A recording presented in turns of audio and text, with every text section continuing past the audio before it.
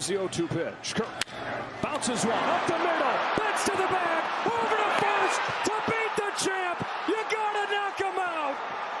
The Dodgers stand tall and win back-to-back titles.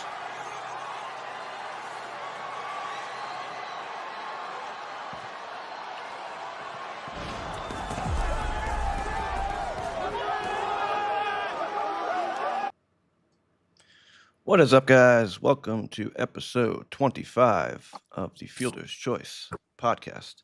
I am Dan Field.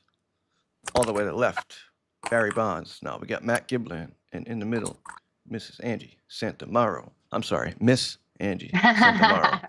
She doesn't like Mrs. Apparently. That was, of course, the final outs of the World Series. Los Angeles Dodgers repeating as champions. What an incredible series. I know I stayed up for the whole 18 innings, game 6, 5, whatever it was. Crazy.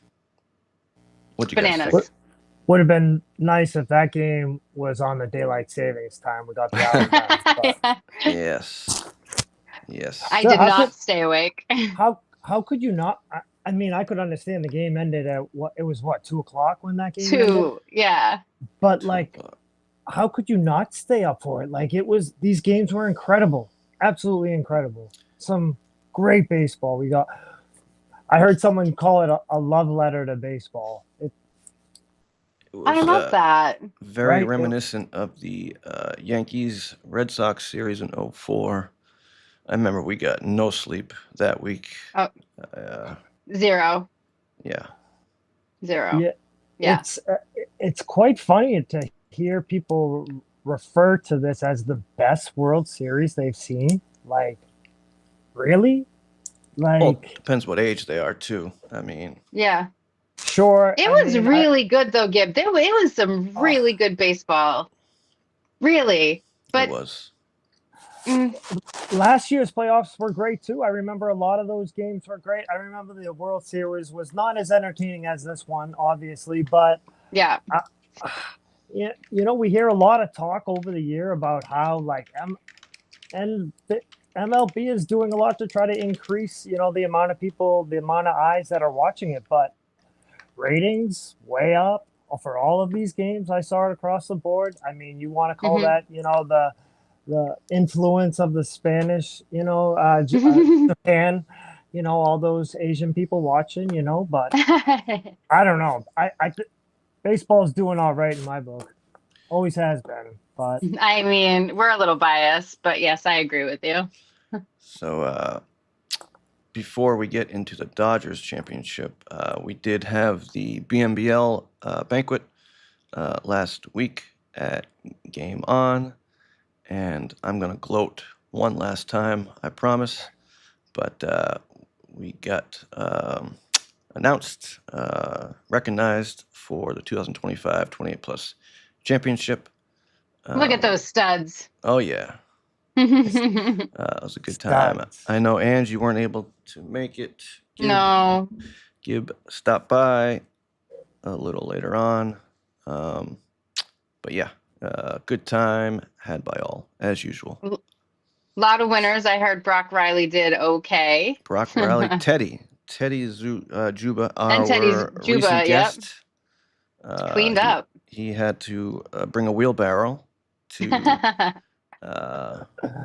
wheel out all of his many awards. But it was a good time. See, my question is did Lighty, decapitate Teddy's award this year? So, and if so, I want pictures. Yeah, he was joking about it. I said, keep it away from Lightbody. And then Lightbody was telling the story of the award that he broke and put on eBay. I think I heard this story. That's hilarious. Yeah. It's awesome. Good times.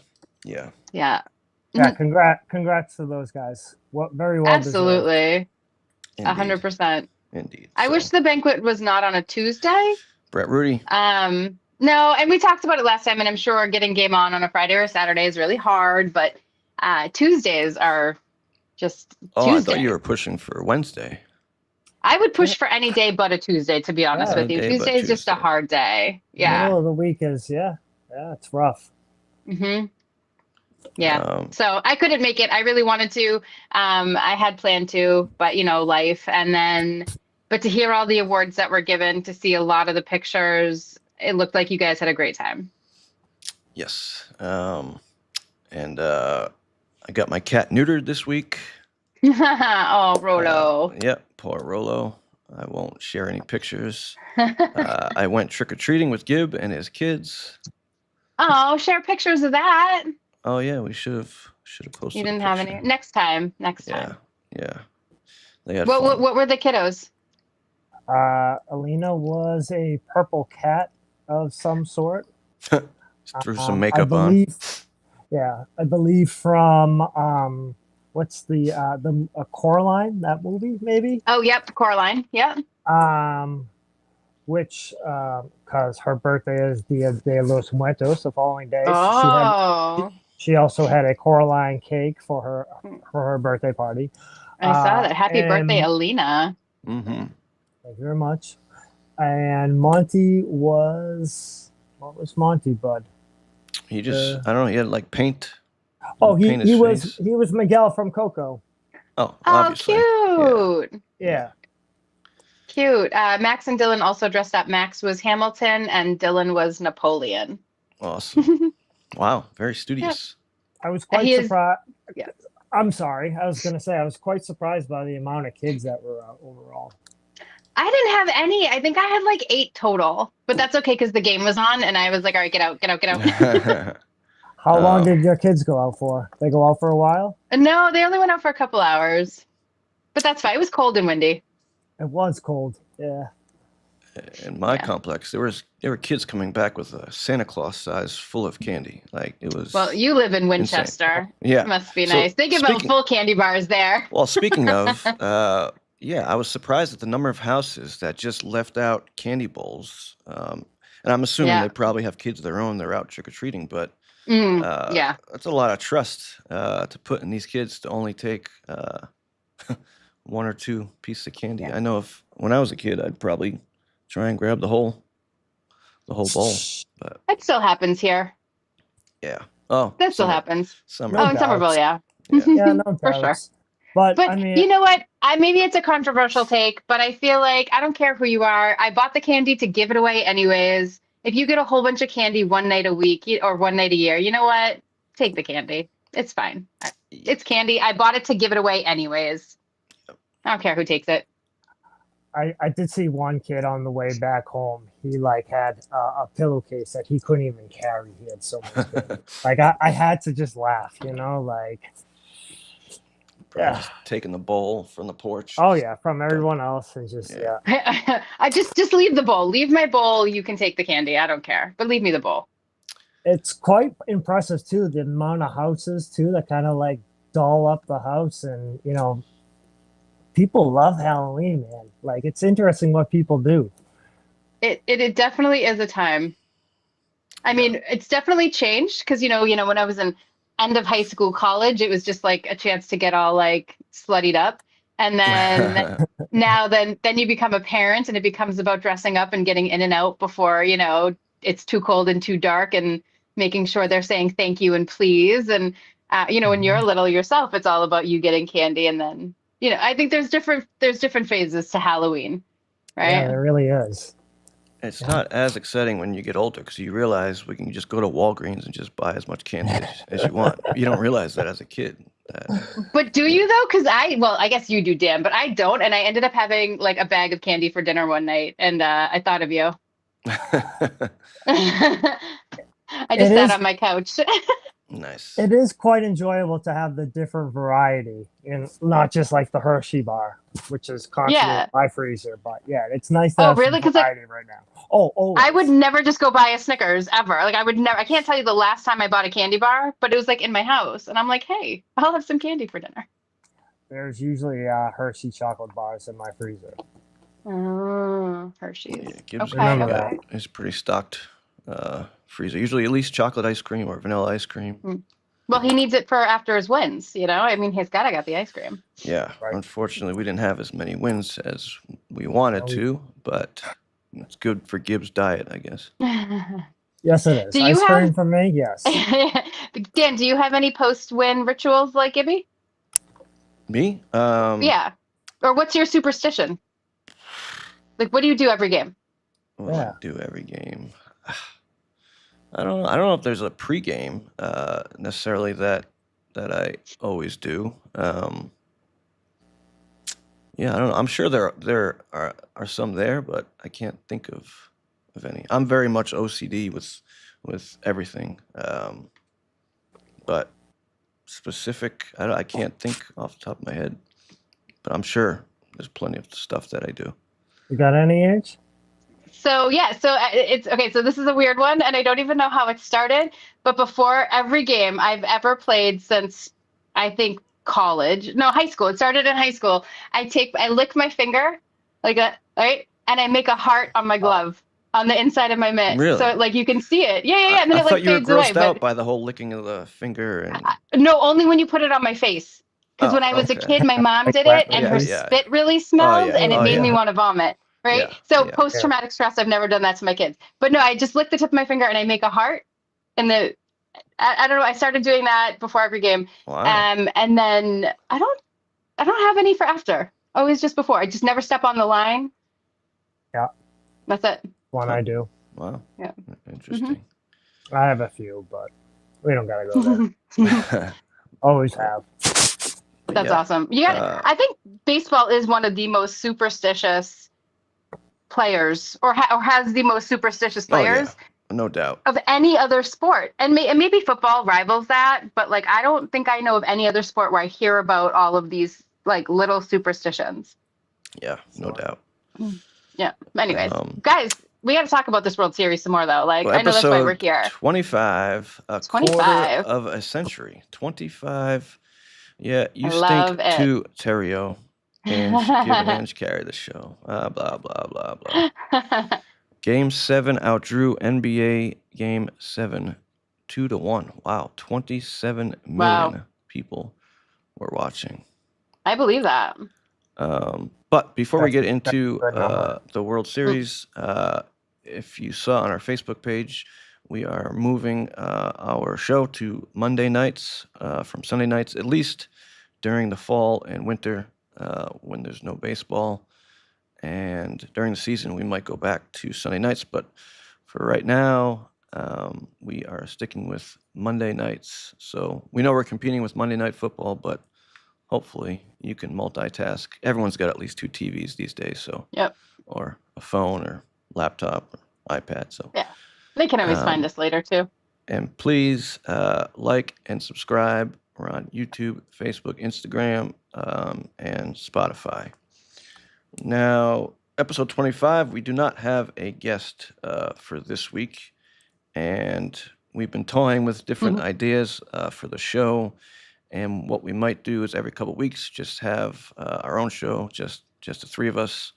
We're still toying with different ideas. If you guys have any suggestions on how we can make this show better, definitely let us know. Except for you, Terrio. I don't care about your opinion. Yeah, hit us up. Yeah.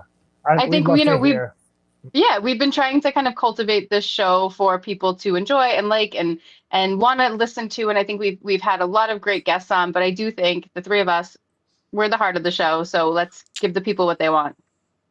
Well, according to Terrio, it's you and Gibbs. Well, okay, so yeah. You know. Yeah. Dan, just do better. Be better. Right. Might have to name it to Giblin's choice or Angie's choice. Yeah. Angie, it would probably be Angie's list. I mean, if we were really gonna do some, very creative. So we wanted to do a little something different today. It's gonna have like a PTI type feel to it. We're gonna have different headlines that we're gonna talk about, mostly with the World Series, and we're all gonna give our opinions, and we hope that the viewers will also comment, and we'll be sure to display those and interact. Give us some more good stuff to talk about. Yes, yeah. viewer interaction is highly There- recommended. Certainly plenty of talk to talk about with this series. Oh yeah. Oh, it was so good. Where do we even start? good. Well, we got a little ticker for you guys. And we'll Yes, we start do. with the Dodgers repeating as champions. First time? This is in 25 years. We had a team repeat. Yep. First time in 25 years, but the last Which time before this, also- it was a three-peat. It also happens to be episode 25. That's been happening a lot lately with Teddy, episode 22, and now episode 25. It's been 25 years since someone repeated. I don't know. Just coincidence? I don't know. Who knows? I also read an article recently. It was, we'll quote the source correctly. It was in The Athletic. Shout out to one of Buckley. our previous guests, Mr. Buckley. Yes, of course. That 25 is also a cursed number. That a lot of professional athletes who wore 25, for instance, Barry Bonds. Barry Mr. Bonds. Bonds, but who just got an HOF nom today. Yes, We can he talk did. about that in a Hopefully minute. We can Yeah. talk, yes, a little later. But also maybe close to Mr. Bonds, Mark McGuire, Rafi Palmeiro, and also one of the longest to ever wear it for 24 years was Mr. Tommy John. Now, how do we Oh, refer to wow. Mr. Tommy John as? Famous for what? Surgery. Yeah, the arm. Yeah. Right? Yeah. Not the fact that he played and wore the number 25 for 20. Poor bastard. Right. But here's the kicker is that all of this, there's this curse behind 25 that's potentially keeping all of these players out of the Hall of Fame. That is. Is there no 25 in the Hall of Fame at all? I'm sure. Now, I'm sure there is. That's a great question for That is a our great audience question. to quickly Yeah. do, but I don't know off the top of my head. No, but I found that Okay. a really funny article of reading it earlier this week. Because I think that if there's no 25s in the Hall of Fame, then That I would- actually might buy into that Yeah, that would. theory of the curse of the 25. Oh, Huh. let's Yeah. see. Barry Larkin, Willie okay. McCovey, and Tom Seaver. But Willie McCovey wore number 44 Wore. early, but later, Right. later famous with number 44, not number 25. So he doesn't exactly fit. Then why did you? Barry Larkin, a Reds shortstop who Red wore shorts. number 11 early, but mostly Ah. number 25 was inducted in 2012. And then Tom Seaver wore number 41 for most of his career with the Mets, so he doesn't fit either. So no, nobody's ever ChatGPT. been 25. Look at that, huh? Wow. I know of a lot of players now that once they kind of find this out, they're quick to change their numbers as well. Oh, Also, here's another one. as would I. Is Sox legend Tony C. What number was he? 25. Oh, yeah. Oh, wow. Right. There's a Yeah. curse. So Okay. hey, So 25 actually- is off the list. We should call this 26 just in case. Yeah, Just saying. right? Shit. We should change no. that right now. By the way, I forgot to give a shout out to a couple Red Sox. Yes. Winners of the Gold Glove, Hmm. Sedane Rafaela and Wilyer Abreu. That Abreu. was- Abreu. Abreu. Did I not say Mhm. that? Abreu? You said you gave it an O at the end. It's okay. He's not Oh. Italian though. My fault. Yeah. I'm Congrats pretty sure he's Dominican. to- yeah, so congrats to them. Pretty cool Yeah. having a couple Red Sox win Yeah. that award. I Yeah. meant Yeah. to say that earlier. Yeah. They didn't have the best season, but they did have some Yeah. good players. Yeah. Yeah. But back to the Dodgers. So back to back, first time in 25 years. And Ange, who was the team that last repeated as champions, or three-peated, I guess. The Stankies. Yeah, the Stankies. The Stankies. Boo. right? 98, 99, the year I graduated high school, I was so pissed. And 2000.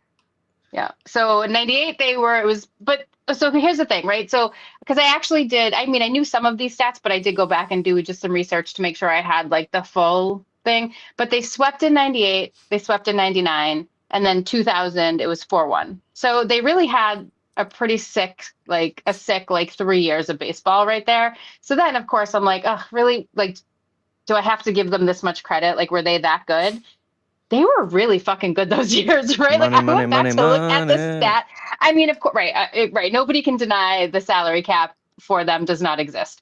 But I was actually like legit impressed at like their stats when I went to go look at their 98 season, 99 season, and 2000 season. So well deserved. 98, that was 98, you know, Jeter, Posada, Pettit, and the Sandman. But they were 414. They were 114 games wins that season. That's Yeah, crazy. And they were 11-2 the postseason in 98. I mean, that's bananas. Yeah, like exactly. Yeah, like right? I went back and I was like, okay, so they almost swept. What was going on those years? And I mean, holy shit. Like they just had some sick years. And the Padres, who they played in the first, they also had an amazing year and they had some amazing players, but it really didn't seem to matter in 98. And 99 again against the Braves, who also had a really good year. They were 103 wins that year, the Braves had. And then they beat the Mets in the NLCS to go on and, I mean, lose to the Yankees, but make it to the World Series. And do you know that the last game, this was another fun thing I found. Fun the fact. last game that was a New York game was in 56, and it was the Yankees and the Brooklyn Dodgers. Wow. So, yeah. So I did some fun stuff. We were talking about the money, and I realized there was a picture I saw that the Dodgers, just the pitching staff alone, the combined like salary for the pitchers that they used in the World Series was over like $1.2 billion. The pitchers who pitched in the World Series for the Dodgers. Well, how does that money even exist? Like, I love baseball. You guys know this. I think the world knows this. But that is wild to me that this is the amount of money that is being spent. But then also how they're going to compete against teams like the Marlins, whose bankroll is not that. You guys have seen Moneyball. You're not. You're not going to. Right. You're not. You have to play different baseball. You're right, Gib. Yeah. Sorry. You're right. Yeah. But. Right. But yeah. I mean, I think this is why, you know, all of this is coming to a head with the end of the CBA here, you know, and man, everyone keeps talking lockout. I hope it doesn't get to that, but I mean, there's a lot that they got to figure out. And I don't think the owners will ever agree to a salary cap. I don't think that's ever happening, but no. And then the ones that can afford the ones that can afford the royalty tax can afford it easily, or it's called the royalty, right? Royalty tax. Luxury tax. I was thinking Monopoly. But it's exactly what it is. But the ones that can afford it, they just afford it. Exactly. And the teams that can't, that are kind of like the underdogs, and you know where the Red Sox were for a really long time, and I don't know. I think, to me, honestly, and we don't need to jump ahead and start talking about other World Series quite yet, but that's one of the reasons why 04 for me was like they were the underdogs and they were a sick team and they were scrappy and I loved them and they won, right? But like, when is that going to happen again when you have billions of dollars to spend just on your pitchers? That's bananas. Well, Shohei takes up 700,000 of that. I mean, insane. But they were also saying that just having those playoff games, you know, the fact that they could host them and the fact that it could stretch as long as it could, like they've already made up that investment that they made in Shohei.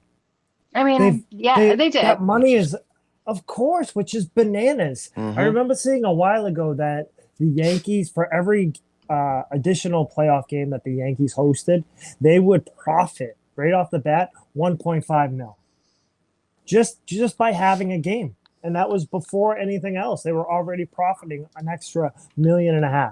It's crazy, and I'm sure those numbers have just skyrocketed. Yeah. Well, I mean, they're also paying Yamamoto with $325 million.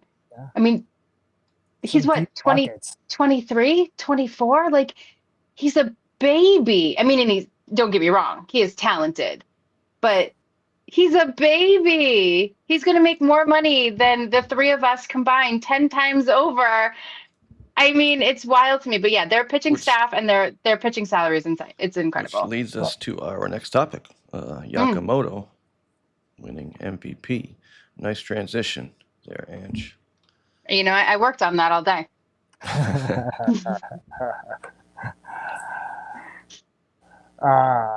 Could there be anyone else that didn't deserve it? Yakamoto, picks up 3 key wins, not to mention coming back the following day to pitch 2 2/3 shutout innings, and as pressure can get points, he was a stud.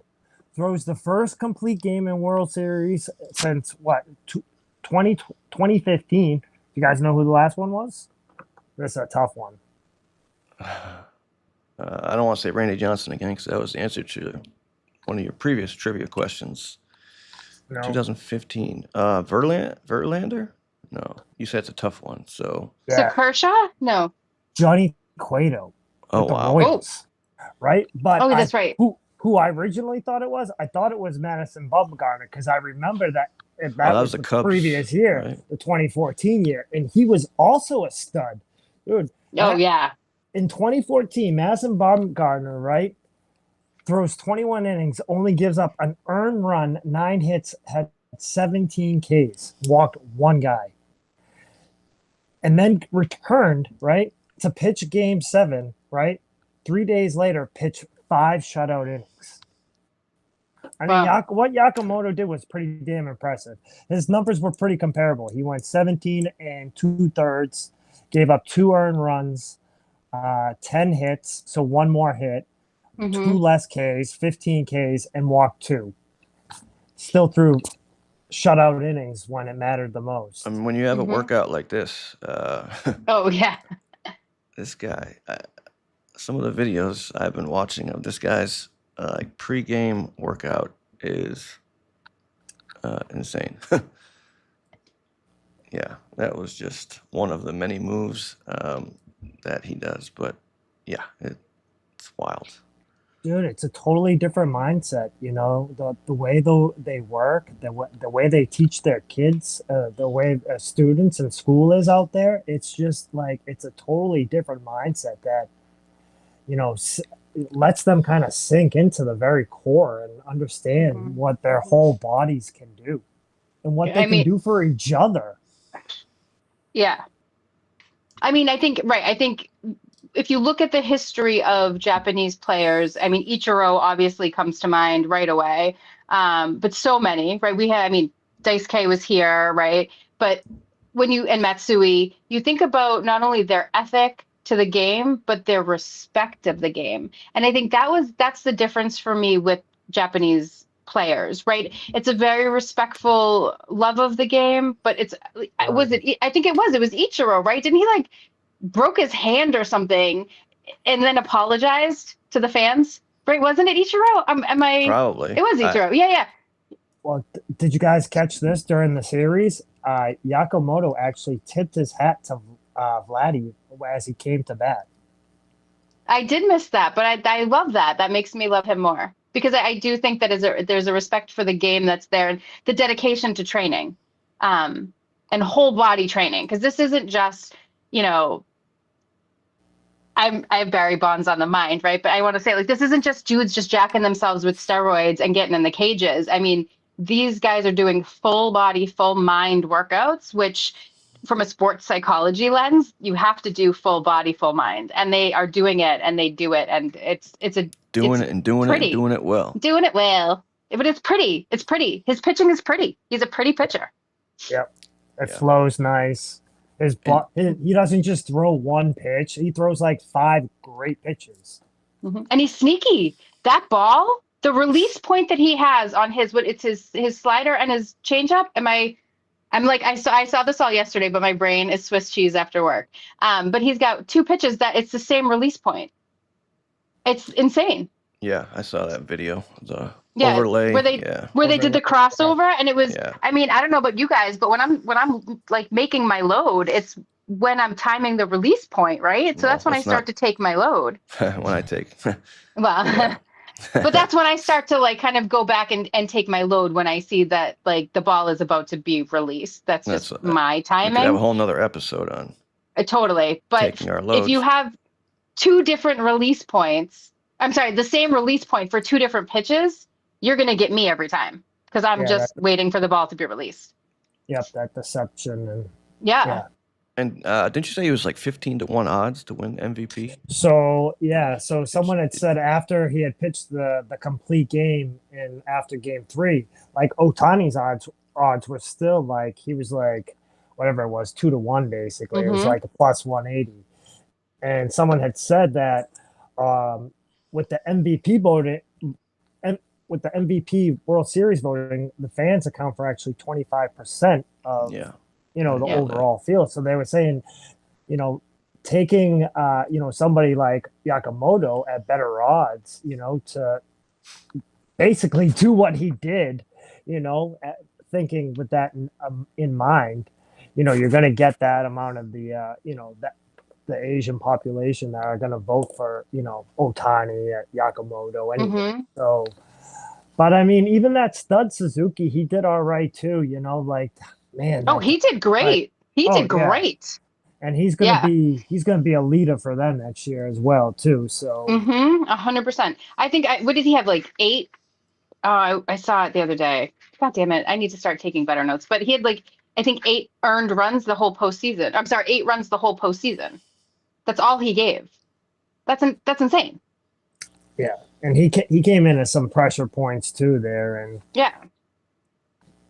I'd love to know the number of futures bets that were out there on the Dodgers. I mean, I know at the beginning of the year I said just give them the trophy now with the roster they had, and I know it's hard to repeat, but I mean if they were didn't, stacked. yeah, they would. I think it would be considered a choke if they hadn't won.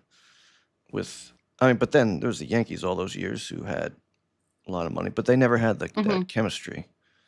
They always had one or two players who had too big of an ego, and I think that is what cost them. But yeah, I'm sure there's a lot of futures bets out there, and anyone who had the Blue Jays must have been just going absolute crushed, ape shit, absolutely crushed. So many chances to win. So I know.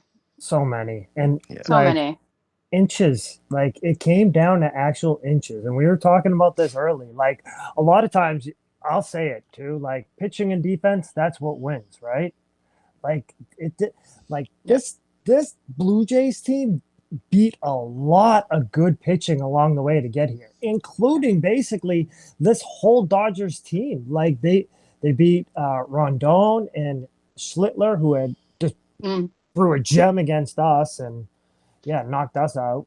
And then they went to Seattle and beat good pitching there, Castillo and Garcia, right? And then the Dodgers, like they beat Chanel, who was throwing fantastic.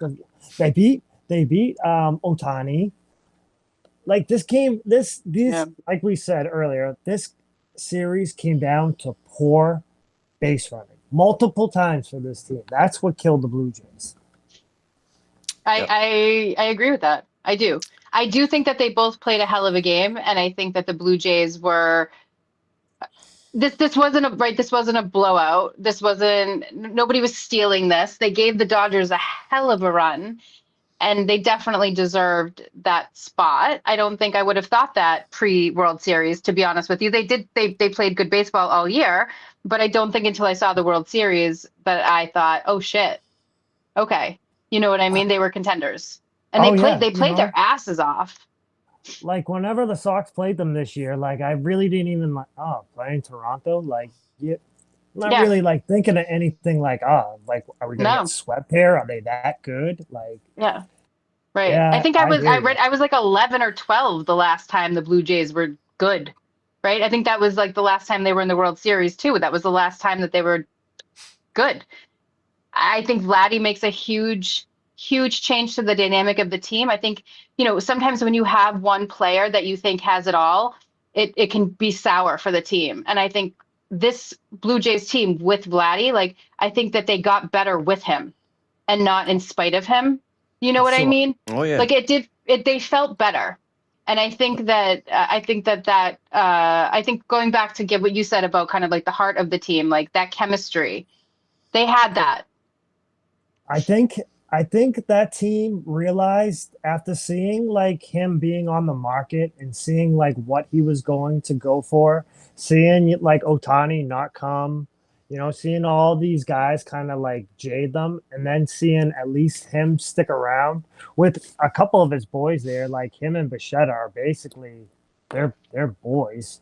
Yeah. And like I mean, I think that the guys like were like, all right, like yeah, like we can do this. You rally around each other, right? And I think they said this a few times that they liked playing with each other.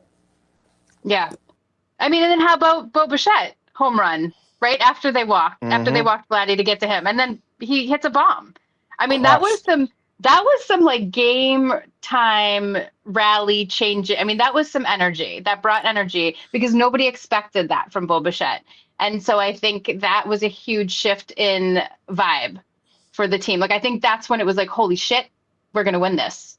And I think that was what kind of led the heartbreak was there was really that moment where it was, we're going to take this. Against the Dodgers, who I think, right, where they were slated to win everything from the jump, like you said, Dan. So now here's this moment and you felt a vibe shift. And then there was like mistake after mistake, lodged ball, some umpire, right? Like there was just after that, like boom, boom, boom, boom. And then they were fighting. They weren't they were fighting to catch back up, whereas they had just been leading. Well, we'll get into the fight. The real fight. In a little bit. But so if Yakamoto did not win MVP, who would you guys say was the next person deserving? Do each of you guys have someone in mind that you would give as an alternate MVP? Gibby, you want to go first on this one? Who you got? I got to take Will Smith. Like a lot of times, like especially Fresh last Prince series, of Bel-Air. This is a story all about how I just keep going. How my life got flipped, turned upside down, and I'd like to take a minute just sit right there. I don't have that clip, but to tell you how I became the prince of a town called Bel-Air. Exactly. Thank you. Yeah. Well, he hits the the big shot, which this is kind of funny too. This is hilarious. Obviously, the 2023. Yeah. That's another Will Smith. Well, odds on how many people think it's the same Will Smith. Right. Oh yeah, there was a lot of people that thought it was the same Will Smith. Yeah. But actually, not only does he come into this World Series banged up, like he was like hurting before this playoffs began. They were wondering how good like he was actually going to do. Goes out and catches a World Series record 73 innings. Like that, a record. He caught every single inning. Turns out to be an inning. He hits the game-winning what is the game-winning homer in Game 7. Also had some other big at-bats, got thrown around this, this lineup in different ways because Mookie was struggling, Yeah. And basically leads his pitching staff to basically overcome shot after shot after shot. He had a couple of big hits in this series. A 3-run homer early. Like that if I had to give it to someone based on like how like kind of MLB dishes out awards, they gave it to Ohtani because he hits the 3 home runs last series in the same game. Like, yes, totally deserving. But up until that point, he had done nothing. Like, what finally gets you to the promised land? What wins you what you were looking for, Will Smith. Will Smith. All right. What about you, Ange? Well, can I also add, Will Smith is a hell of a catcher that I don't think necessarily gets the accolades for that as he should. Like, I think that when you think about really good catchers, his name doesn't come up in my mind. Do you know what I mean? Like I would think like, oh, he's good, but I don't know if he wouldn't be in my starting 9, but he had some really good moves. Just to catch World 18 Series. innings, if you think about it, Well, like how many catchers would catch a doubleheader? Never. It would 100%. never 100%. happen. And he Yeah. basically caught Yeah. 2 games. It's Yeah. crazy. Yep. Yep. And then caught the entire next game, the next night. Mhm. He didn't Yeah. get a night off. No. And And he's he hitting did some third. sorry. He's Yeah, and hitting he did third some and really fourth. smart things as a catcher. His positioning, his footing, like his eye. I just watching his technique was really interesting. Sure, the way As he a catcher. blocks Yeah. balls, like Yeah. saved guys from moving up. Even though I honestly, again, I think the Blue Jays base running killed them. Mhm. But I mean, 100%. him playing catcher, if he doesn't stop certain pitches, if there's a wild pitch, if there's Mm-hmm. anything, you know. Mm-hmm. Yep. Ab- Yep. Even having the corner of the plate when kind of Falefa was coming in. I mean, he was there. Oh, dude, Like he was there. He was Yes, right on the yes. corner, and he got that ball. And Yep. granted, we can talk about his base running and maybe that, but I mean the fact where his foot was when it went down, it was perfect timing. And he plays this enough. And Dan, you're a catcher too. You practice that. That is shit you practice in the mirror. Well, Is where your foot is going to be. Try not to take my foot off. And I was curious as to why he needed, and we can look at that play in a second. But yeah, I didn't feel It like looked the like ball. it was momentum to me. Like when he went Yeah. out to get it, it was like the Yeah. momentum carried Yeah. him, and then he came back in time. But I agree with you. As a catcher, you always want to keep some part of your foot on the base. And I think when he saw the ball, what I saw anyways, it was further out than he thought. So his momentum took him forward, and then he had to go right back. But because he never took his foot too far away from the plate, like he was right on it. Where I think that a lot of times, and I know I've done it catching, where like I don't think about my feet necessarily. I think about the ball at that point, and then my foot's already off the plate. And he was doing 2 things at once, which, like, I mean, that's hard we can to look do. at the play now if you Yeah. guys want. Yeah, go for it. It's worth it. Roller to second. Rojas comes home. Oh, It's dude, what- what a My play. God, even Dude, just what now, I a still play. thought he was going to be Oh. safe. Rojas I- ties it in the top of the ninth. He could have Saves it been. in the bottom of the ninth. And Now- he tripped. Out. Yep. Right? His momentum's going back. Makes Yep. a But then watch perfect how he throw. like, yeah, but see how like Dramatically. Now let me ask you guys, because you guys are catchers, right? Like as like an infielder, shortstop, second base. If you get the ball and you don't know where the bag is, there's some like right, like there's some panic, some fear, like where is it, right? Like, but Oh yeah, with well, at least especially in a World first- Series. well, no doubts, right? But at least with one of those bases, right? Those bases are big and thick. Like home plate's flat. Like yeah. There's been times where I've just slid my foot, where I haven't picked it up at all. I've just slid it. Because even if I'm not not on the corner of the plate, I'm still touching the plate if I slide my foot. I'll touch it someplace. You know what I mean? Where I just don't even pick it up. Just slide it back. You remember the play from our Senators series, that close play at home where he slid foot first, but his foot wasn't the first to touch home plate. He swiped with his hand, and as a result, that's why he got called out. Yep. Yeah. Yeah. Mhm. Like, yeah, you're right. Because as he slides, his momentum and his legs were going up. He actually tried to slide with the hand, right? He tried to tag the base. He didn't want to hit the base with his front foot, which is what the difference is here, right? And I could argue, like, we can get into that later. Like, I don't think that was the worst thing, like I understand kind of running through the base. So but this video's been coming out. The lead he had at third base is awful. Yeah. is pretty bad. Yeah. It's pretty bad. And when he was asked about it, he had an answer, but they estimated he was about just 7 feet, a little over 7 feet off the bag. I mean, you're talking little league. Go ahead. Now Right, slow, D. I get your it's Look it, he's not even moving when Right. the pitch is that Exactly. was the other part. Exactly. Not- He should have been going. Yeah. like nothing. He's Because it's a forced play at this point. So it's a forced play. You're going to be out or you're going to be out, right? Like, or safe, right? But you know what I mean? Well- Like, if you're going to be out. Do you guys remember that line shot to Muncy? That Yes. was that Yeah. was that Nearly took his before glove this? off. Was that Yes. before this? Because I know Yes. I think it was when- right before it. when he was asked why he had the lead that he did, this was his answer. They told us to stay close to the base. I don't know who they is, but They don't want us to get doubled in that situation with the hard line drive. Varsho hits the ball really, really hard. Muncie's right there. I'm waiting for a backpack from Will Smith in that situation. I can't get doubled off right there, so it's almost like bases loaded. They wanted a smaller lead and a smaller secondary, so that's what I did. That sounds like an excuse. Yeah, that doesn't seem right to me. No. Bases are loaded. You gotta go. If you get doubled up, you get doubled up. But yeah, exactly. Right. Because chances are you're gonna make it if you hustle. Yep. You are. And you know what? It's not like his third base coach isn't there too. Like, what does he say to him before he gets there? He's obviously going to tell him what they're doing.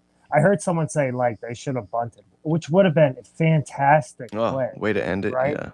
Right, like a squeeze play. A squeeze bunt. Oh my God, yeah. Oh my. That would have been beautiful. Right, I don't know if the Dodgers would have been prepared for that. I don't think so. Especially with But even major league players, I don't trust a bunt. I mean, there was a couple of bunt attempts, I think, in the series, and it went terribly. It's a lost art. Yeah. I remember they popped one up to Freddie. Yeah. I mean, it's a good point, but I mean, you have to know at least then, like, all right, well, I'm off on contact. If I get if I get doubled up, I get doubled up. Like, at least have your momentum going, place. like when the pitch, right? But the fact that he wasn't even moving when the pitch was going, like that release point, he should have been running. Because if it's a wild pitch, he can score. He has an opportunity to score. If it does anything, he has an opportunity to score. Even if it's fouled off, he goes back. But like he had an opportunity. You know what, D? I was trying to think of this last night. It was actually Jippa who helped me with this play, and because I had a tendency, right, as the pitch was being released, right, I would go down the line, but I would actually stop and almost be working my way back to third, especially on like a tag up. And he helped, get into me that all of your momentum should be going directly towards home plate. Yeah, of course. Pass ball, wild pitch. Right. Exactly. So that by the time the ball is delivered and crossing home, you're at least have the idea you're going. Yeah. Right. Well, because also that slide. I mean, I don't think he should have slid. I think that the slide, right? And I think a lot of people say this isn't just my opinion, but the slide is going to slow you down. 9 times out of 10, a slide is going to slow you the fuck down. Run through that base. It's a force play. Run through that base. I hear you, Ange, and I hate this, but I think D would know this as the ball player like that I am. I would go head first. I would try to at least, I would think that my hand could get to the top of home plate before the catcher could. And that's how I always think. I really do. And but I think in that situation, Gibby, that's going to slow you down. A slide is always going to slow you down. And if you're running to beat the ball, like, right, because it's not a tag play. All Will Smith has to do is touch the base with his foot. So you're trying to beat the ball to his glove, not beat the mitt to your body. So they did a study on that, right? Whether sliding, yes, slows you down, or whether you should go, clear into it. Wasn't it Mythbusters? Yeah, something like that. And am I making it up then? Does it not slow you down? I've always thought. I forgot what. We should. Because then if so, then I'm the asshole, and we should definitely. We'll revisit this. I want to say it didn't. Okay. Come back to it. Yeah, for sure. Like yes, I want to know the answer to this too, because as a runner, not as a catcher, because I'm not a catcher, right? I'm thinking that usually as I round third, I have an idea where you as a catcher are going to be placed, right? So I can position my slide, especially head first, because I have more and the on deck is supposed to be helping you. Would you like the answer? Yes. Yeah. Well, where are you getting the answer? So I Googled it, but I can look somewhere else. Where would you like me to do something specific? No, I was going to say ChatGPT, but I know you don't believe in that. I don't. But from MLB.com and from just me Googling it, yes, sliding slows you down in baseball because the added friction from the ground and the loss of forward momentum, your body decelerates. Running through the bag will speed you up and is almost always faster than sliding. The primary reason to slide is to avoid overrunning. Well, I was going to say, because say the ball brought the catcher into the lane, then he's running through him, and then he's going to be out for not sliding and running But over not the, if it's the not catcher. malicious, right? Or if he attempts to slide, all he has to do is attempt to slide. So if he thinks he's running into Will, he just has to go down and attempt to slide. If He he doesn't does, yeah, have if to he go thinks through to him. do that, but Right. But then what's your alternative? An out? Fuck that shit. Yeah, you're not You know what I plowing. mean? yeah, But but again, I think this is the base running that you have to teach at this level, even if it feels elementary, especially when you're playing in a World Series. Like you should be watching old World Series mistakes before you play a game. Those would be the highlights that I would be showing, because y'all know what you need to do. Here's what you cannot do. So watch these, because how do you learn the best, right? You make mistakes and you don't do it again. So if you're watching these mistakes like in real time, well, in past time, I guess, right? Not real time, but before you go into the game, you're thinking, right? Okay, get the lead. All right, make sure you're way past. Follow the ball, whatever, because base running is what ultimately lost it for the Blue Jays. I think, right? I mean, I think we can agree. Not just this play. Yeah, no, getting not doubled just off- this play. It doubled off wasn't at just this play, second, right? Right. Oh, and but then I mean that was a call on the umpire that I didn't agree with. But whatever. I didn't Oh, no, we're gonna be appreciate thinking of different plays. I'm talking about. Are we? They had the bases loaded with no outs. Was it game 6, and they got doubled line drive to Kiki, and then they got to doubled end off. it. Got doubled off. Yeah. At Yeah. second. I was thinking of when he called the strike late and he was already walking to the bag because he thought it was ball 4. That one, and then he was And like we're just gonna go over standing. the umpire scores a little later. Yeah, but we'll do that. that umpire, I thought had a terrible game. Yeah, that was a bad one. But Alan Porter's game, holy after all shit! This, you never gave us your alternate MVP, I don't think. So fair enough. I love Freddie Freeman. He is one of my favorite people in the whole world. And while he definitely had some good times, I had to go Shohei. And I think for all the reasons why he was the favored to win, right? He's still Shohei. He did not have the best pitching performance, but he had a hell of an at-bat average. I mean, he was 333 for the series, 19 at-bats, 3 home runs, right? He had 3 home runs. He put on a hell of a performance. I was trying to think. He put on a hell of a performance. 9 walks, right? Insane. Yeah, but he had his at-bats were amazing. Even when he didn't get a hit, they were still really good. He's an amazing ball player, and that's what we know about him. And I think that's why he was favored to win. But his performance in this World Series was so much better than his performance last year. And, he had a hell of a season last year, but his performance, if you guys remember, in the World Series last year was not that great. I think he had nothing. He had nothing and for he hits, didn't right? pitch last year. He did not pitch at all, right? And he got hurt too, right? Right, He hurt a hammy or something. He did hurt something. Yeah. But so to see him in a postseason series like this doing as well as he did, I thought, shit, okay, Shohei, because until we saw Yakamoto really do his thing, I thought it was going to be Shohei hands down. I think 2 home runs in that one game. I mean, are you kidding me? That's like, I mean, when's the last time we've seen a player have that much respect where they walked him literally every time he came to bat? And you talk about his pitching performance. I mean, the dude, he came in on 3 days rest. He's also hitting that 18-inning game. He had to come back on very little rest. And no player in the game besides him is doing that, pitching and hitting. It's got to take a toll. Sorry. And he was getting shit. Did you see that for the amount of time it was taking him to get to the mound after? And I think the umpires had to say to the Jays, guys, give him a minute. He's playing in this series as well. He needs to get ready to get to pitch. And so you guys got to give him a little bit. But they were kind of saying it was egregious. I don't know. What do you guys think? I didn't agree. I think, like you said, if you're batting and pitching, you need a couple minutes to get ready to go out there. I think pitching is a beast. I could never be a pitcher. I think you're in your head 9 times out of 10. Yeah. And I read an article too, and they're saying the Blue Jays are saying it drew off the timing of everything, and I don't know. I don't know. So did 18 innings. Yeah. Yeah. I don't know.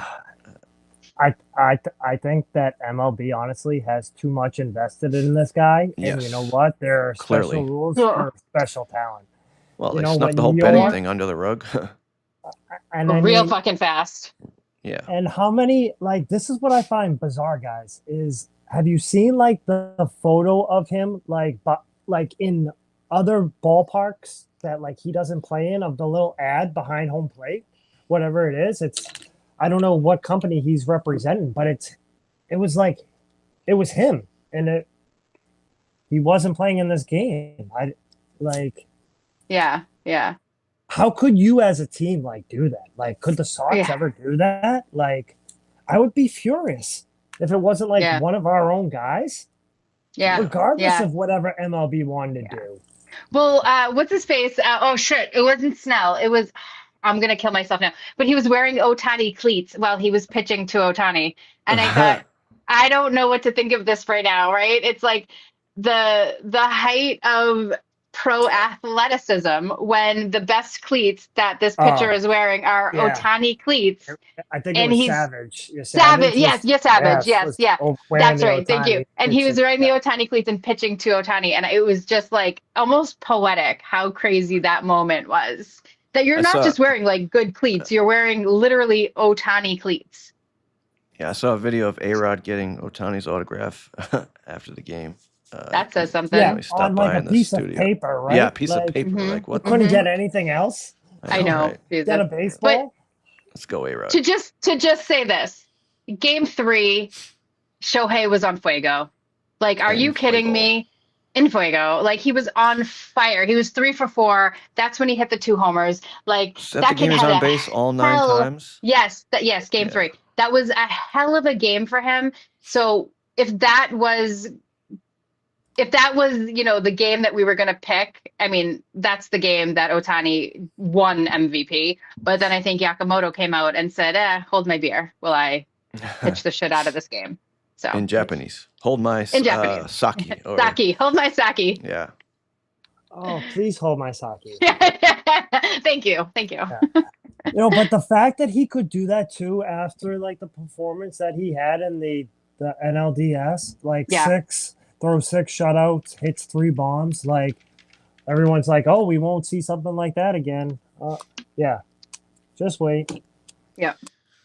Mm-hmm. So Mm-hmm. we Agreed. have to talk about this next guy for the Blue Jays. Definitely could have been an MVP himself if the Blue Jays had won, but Ernie Clement, what a series. What a He had, series.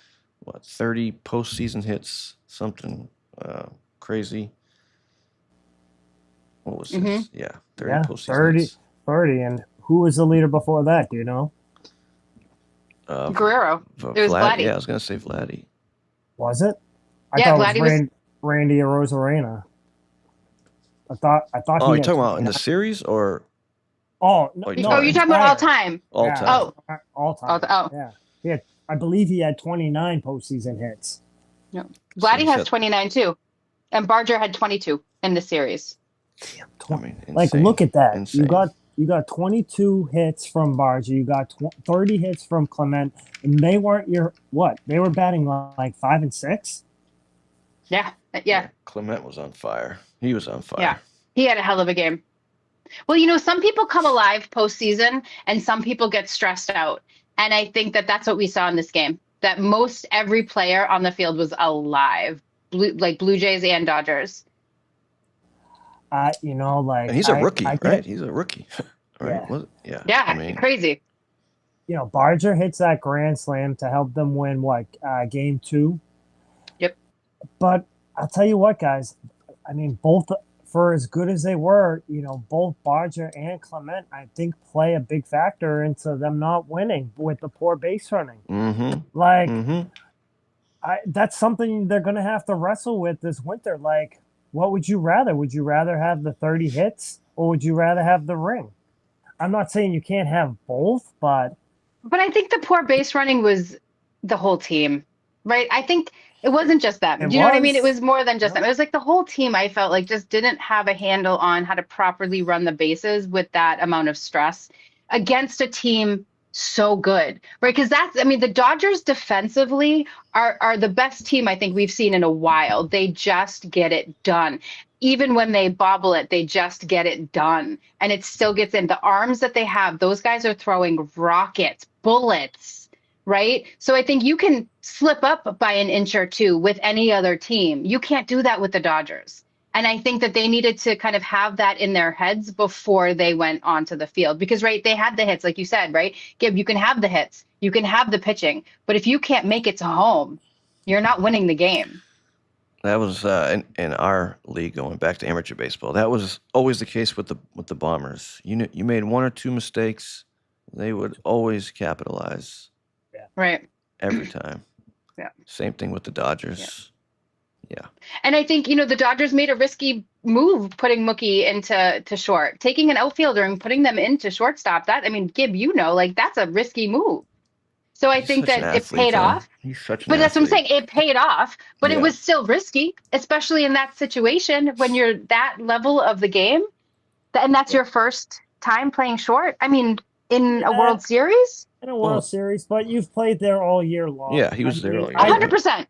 100%. I'm not discrediting that. You're absolutely right. He's still, and right, isn't that what good teams do? Like, dude, I love Mookie Betts. He's my favorite. He's by one far. of my all-time favorites. So Yeah, of course 100%. I wanted him to hit 400 and Right. have 8 RBI. He didn't, but he played a remarkable shortstop, and he was beating himself up after the one game I saw. Post game with him with A-Rod and Poppy, and he was beating himself up after that night he had the hit to give him the early lead or whatever, and Jeter was the one who said, "Hey man, you got to recognize that you're playing a fantastic shortstop, and that means something." Yeah. And you know what? You could almost see the little light bulb go off, and he was like, "Well, yeah, I am. Make sure, hey, all right, if that's going to be my role, if the boys are going to lead me to the promised land, and this is what I got to do, jump on that train." Yeah. And I do want to clarify, I didn't mean risky being in the World Series at short. I meant start putting him at short was a risky move in the beginning of the season, and keeping him there, honestly, it obviously worked out just fine. He's amazing. Like you said, Gib, he's an athlete. He can make it work anywhere, but that's not where he's the most comfortable. So then for him to be performing in a World Series as short, at that high of a level, that's what I'm saying. Right. But I think, we're saying the same thing. Anyway, the best of the best for a reason, 100%. And whatever he's got going on, he'll snap out of it. He needs a good off break, I hope and he needs to get more confident there. Baseball's a head game. It really is, right? You get the yips and you're done. He needs to get some more confidence there. He needs to definitely feel like he is an infielder. Mm-hmm. All right. So that's my thought. Yes. We also have to talk about Miguel Rojas. I'll tell you what, I was going to say, if I didn't pick Will Smith, I would have picked him. So, right, this kid who hasn't had a hit since October 1st comes in and just smashes the ball in the top of the ninth. Right? And how about Dave Roberts sticking with him? Yeah. Unbelievable. Unbelievable comeback for this kid who needed it, and then he did it. So, yeah, for sure. Were you going to say something? Go ahead. Yeah. I was just going to say I heard a post game. I understand why. What he's meant to LA and how much they loved him and how much he gave, and they gave back to the community or whatever. I could see why LA has been his home. He really has. He's been one of those long time Dodgers. But this the guys say that the lineup needed kind of a boost, a quick little jolt or whatever. And a lot of the guys said, even Mookie would say, if I needed advice or whatever, I'd go to Miggy to let me know all right, what do I do in this situation? Where do I go with the ball? So that's how he was kind of looked at by his teammates. It's not it's not all that surprising to see his manager kind of stick with him. It was awesome to see a home run. With two outs, I think it was I think No, it was 2 outs. It one- was I think bottom. It was one out. bottom. 1 out. No, it's top of the ninth. 2 outs. I don't No, think it was there were one 2. out. I It was think one there were out. 1 out. 3-2 count. And then he hit. Yeah. I thought I had the clip. Go ahead and look. Yeah. Oh shit! Okay, 1 out. I thought there were 2 outs. You're right. But look how close this 2-2 pitch is. I mean, You're right. like Another 2-2 pitch. so many instances. Ball popped out of his hand. Just missed. That's ball 3. Like, But look I at where mean- this pitch is that he hit, This too. has got to be an yeah, and he was ahead of it. I by think that, he's you got to like make ahead way of out. it put it too. in play. Yeah. He's got to swing at this That pitch, doesn't miss meaning by much. It has to be close enough because you do not want to walk him. You do not mind giving up a hit right here, but it cannot be. Yeah, he couldn't walk because then he got ball 4. Shohei up, And and then do you put the winning run on base? Yeah.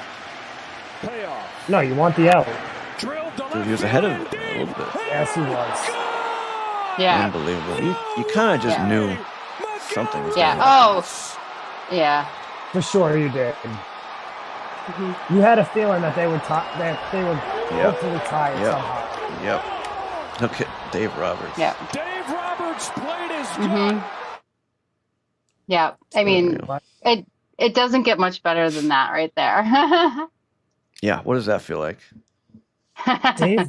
Dave Robert, you're right though. The managerial moves that he made just Mm-hmm. and Yeah. he later calls in his center fielder to replace him mid-inning.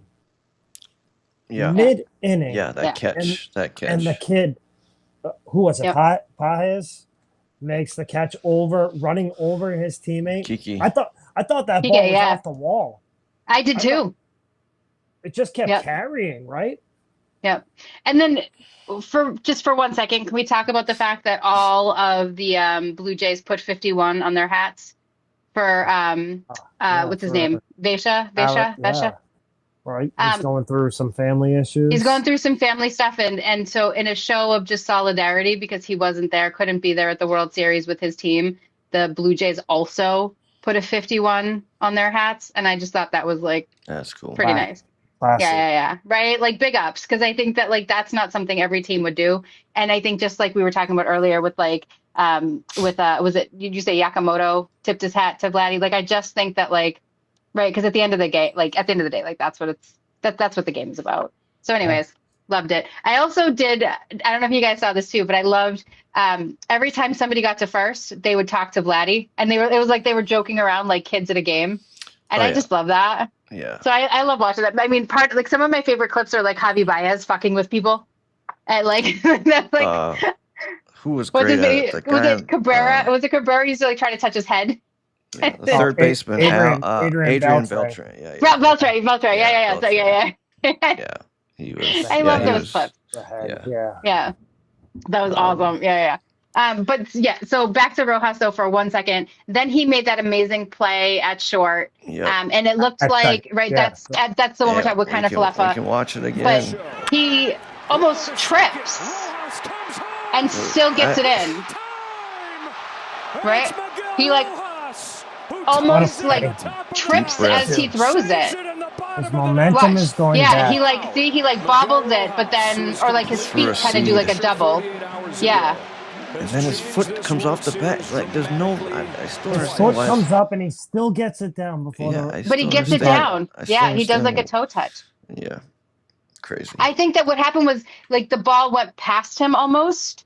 So like where he caught it, it was like past, like it like swiveled him almost and like took him off the base. And that's Yeah. when he came off of it. But he was there. I mean, I still think that he was, to get his foot back there in time, I think that was a great play on him.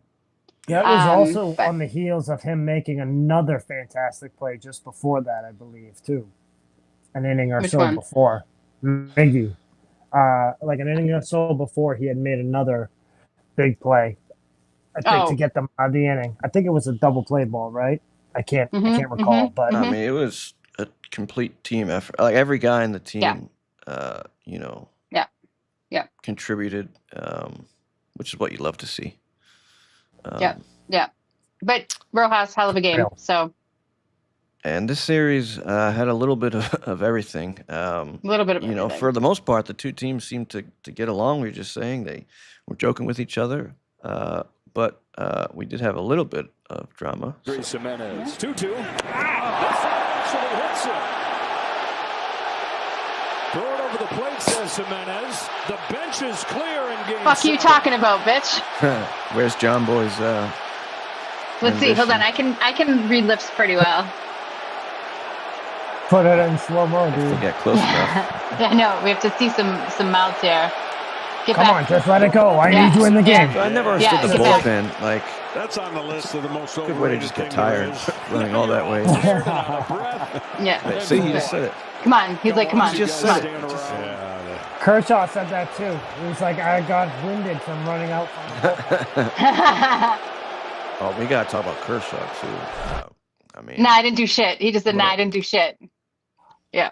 what a way to I'm not go out. I'm not hitting you there in the World Series. I mean, that should have been fucking obvious. Like, I understand tensions are high, but nobody's trying to get an intentional walk. D, do you have the pitch before that? No, I don't. So the pitch before that, He tried right? getting hit, He right? throws his hand almost at the ball. Tries getting hit because I stopped and rewound it because, all right, as an umpire, right?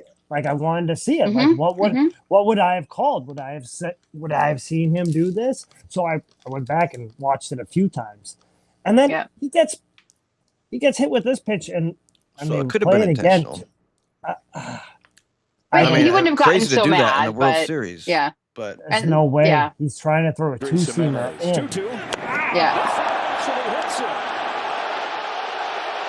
Throw it over the plate, says What the fuck? Jimenez. Oh, throw it fuck over you the talking plate. about? Game So I can seven. let you hit it. look at the manager. I know. That's a former player there, man. I know, Yeah. but still. I have to say, like, people don't realize how hot dad bods are. Like, I think he's so cute. The bullpen's empty. And he's total dad bod. I love it. That's on the list of the most overrated. It's more thing like there is. grandfather bod. No, he's dad bod. That's a dad bod right there. Grandfather bod is frail and lots of money if I'm going to be attracted to them. I don't think Dave Roberts was out there that quick, though. No.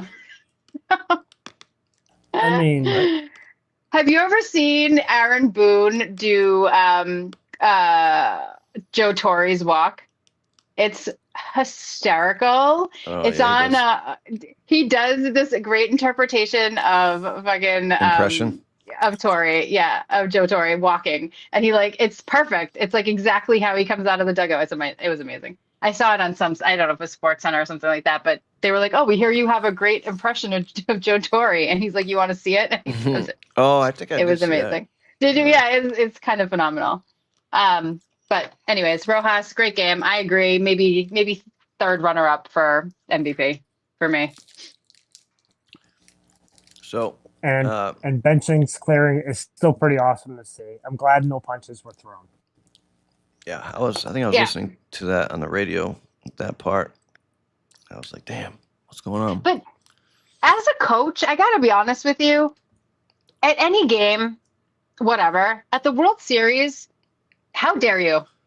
Right? How fucking dare you? Because God forbid somebody gets thrown out of the game. Like you're risking way too much. There are way just too many eyes on you. Like you're too much of a role model to too many people, whether you want to be or not. There's that too, but right? Or not. Yeah, but like emotion takes over. Say you're Vlad, right? You're Vladdy, and you get tossed out. Now what the fuck are the Blue Jays gonna do? I mean, he's not carrying the whole team, but you do not want to lose him.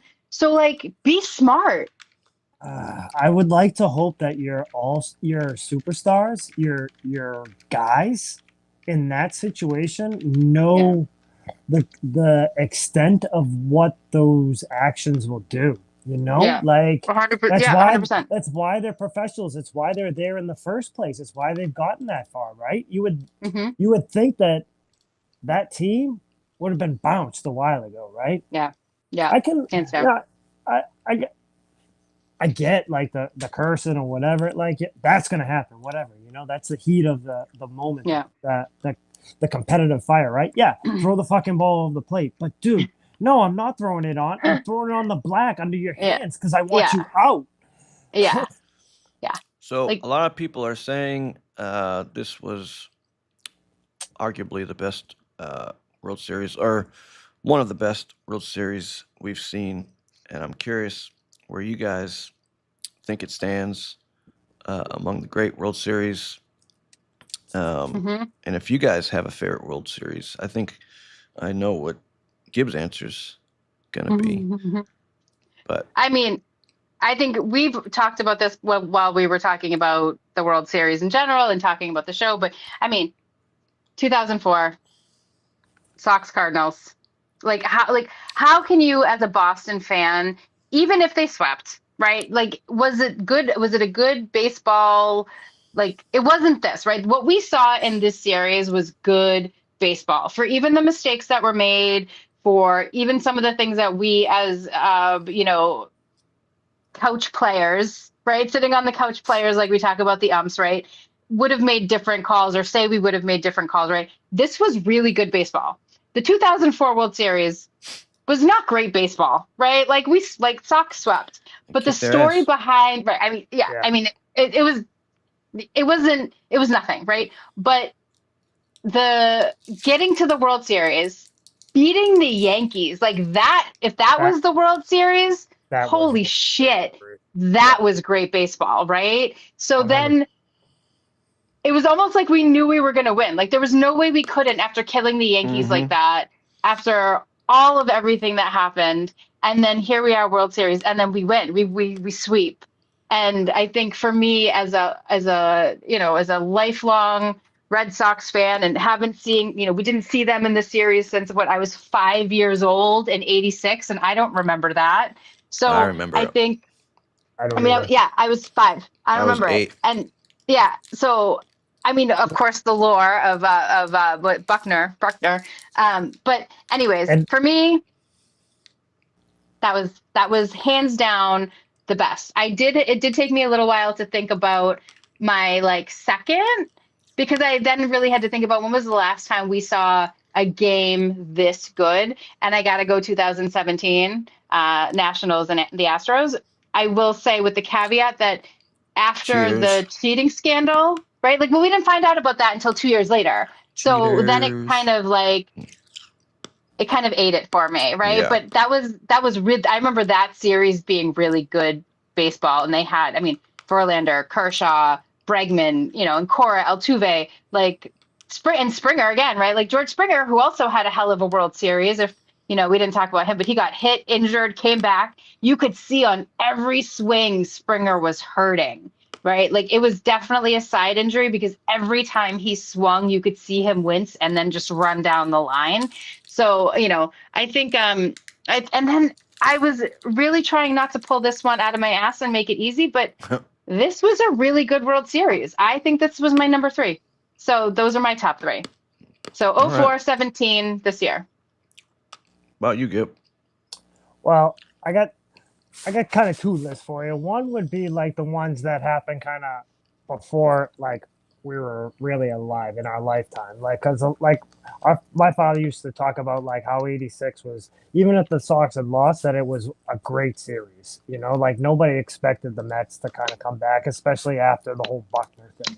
Right. But the fact that it went down the way it did, and the Mets were able to kind of come back, a lot of people will say that was one of the best. They also say the '75 World Series, Cincinnati and the Sox, with the Fisk, waving the ball fair, and Yep. When it hit the pole. Yep, they said that. Yep. And the Reds coming back kind of to beat them. They would say that. But and if I would have to go in my lifetime, number 3 is the 2016 Cubs and Indians. I mean, granted, 2004 happened, and Theo was a big part of that. He leaves us. Takes off in the gorilla costume at Halloween, and the Sox seemed like the Sox did a lot of people dirty after that. But I mean, including Frank, whatever. They have that kind of way of doing business over there. Whatever. That's another story. But with 2004 kind of as it is, because you're right, that has its own special place, always will. Yeah. Seeing Theo kind of go with the Cubs and seeing Lester over there and the way that whole series panned out with the Cubs, kind of waiting to break their curse and having the rain delay and having the Indians who hadn't won, and And I was rooting for Tito. And, yep, Francona over there too, and the different storylines with the rain delay that happened, and then the game got stalled, and that I remember just watching that one and being just entertained by the whole thing. So that would be 3. Number 2 is sentimental to me. And it's kind of one of the first ones like I can remember watching and kind of caring about, and that was the 1989 World Series between Oakland and the San Francisco Giants, also known as the Earthquake Series. And that's right. Yeah, that was crazy. And it was primarily because Eckersley, who that was my dad's guy, so of course that ended up being my guy. Still is. I absolutely love him. Of course, but he was their stud closer, and it was the year after Kirk Gibson hits the Game 1 walk-off World Series to the Dodgers in the previous year. Oakland had come back with the Bass brothers. They had McGuire and Canseco, and just a stud of a team, and I kind of remember when the earthquake happening and asking Dad about like what happened, like there's an earthquake on the other side of the world, and what we think was the other side of the world then, as a 7-year-old kid, but then having it delayed for so long. The bridge collapse was the whole thing. There's a great 30 for 30 that they've done on it. I recommend you guys check it out the day the series stopped or whatever, but yeah, so for sentiment, and because Eckersley ended up grabbing a ground ball at first to win the series, that's number 2.